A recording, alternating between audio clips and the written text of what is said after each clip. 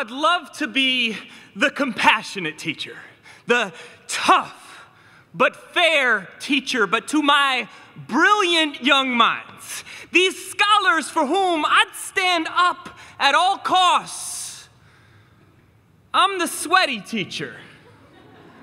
Not the compassionate teacher who, hey, by the way, happens to sweat, or even the teacher who sweats. No, the sweaty teacher. Adjective, sweaty, purposely coming before noun, teacher, as if to say, this is Mr. Lamb. Do not define him by the profession he devotes his life to. Define him by the geysers he calls armpits. Every morning, I wake up in a cold, never mind. The easygoing teacher says, I shouldn't sweat it.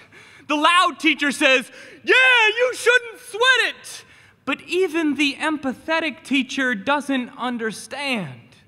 I've got funny teacher potential. I used to pretend the notes I confiscated in class were thank you letters, acknowledgments of my great teaching. Oh, you shouldn't have. Until I intercepted one about a Mr. Stank Pits. No, really, you shouldn't have. Ever since, I've started developing quirky habits to deflect attention, to become someone new, the teacher who shrugs his shoulders really aggressively. The teacher who tucks his tie into his pants and pulls the end out his fly because he's so wacky. But it's no use, because I had the sweaty teacher too, for geography. And to this day, I cannot remember the capital of Bulgaria. And the two bodies of water I know the most about sat below his shoulders.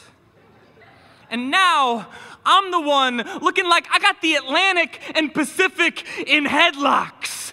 The one being asked, how was the dunk tank? There was no dunk tank. We live in New Orleans and it is humid. Is how I'd respond if I was the angry teacher. Instead, I look the kid in the eye as the sweat cascades down my nose and splatters onto his blank paper below, and I say, I sweat because I am working my tail off and I need you to do the same.